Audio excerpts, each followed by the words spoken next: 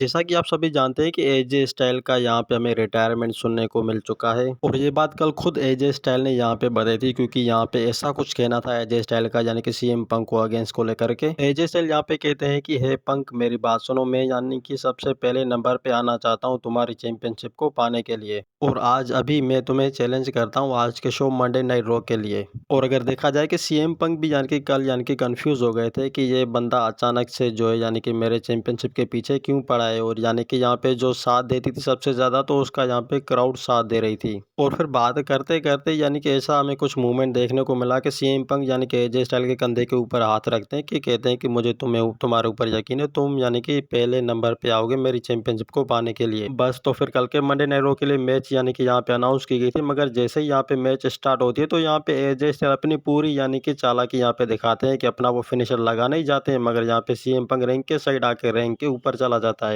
और फिर रैंक के यानी कि साइड के बाहर यहाँ पे सीएम पंक जीटीएस लगाते हैं एजे स्टाइल को, और यहाँ पे घूसे लातों की जो उनकी होती है कॉम्पिटिशन, पर यहाँ पे एजे स्टाइल उसी यानी मूवमेंट्स को कंटिन्यू करते हुए यहाँ पे ऐसा हमें कुछ शॉकिंग मूवमेंट में देखने को मिलता है कि वो अपनी यानी कि फ्लाइंग किक लगाते हैं सीएम पंक को। लेकिन ये तो हमने कभी नहीं सोचा था कि यानी कि ये मैच पूरी तरीके से ड्राफ्ट हो जाएगी और फिन बेलर यानी कि आके पूरी तरीके से बैक इंजरी दे देंगे फिन यानी कि सीएम पंक को। और मुझे लगता है कि फिन बेलर भी यानी कि वही एक बंदा है जो यानी कि सीएम पंक की चैंपियनशिप के पीछे पड़ा हुआ है। और यहाँ पे आप देख सकते हैं कि कल यानी कि 3 यानी कि ड्राफ्ट डबल किक लगाई थी और एक अपर यानी कि बेस्ट मूवमेंट दिया था यहाँ पे।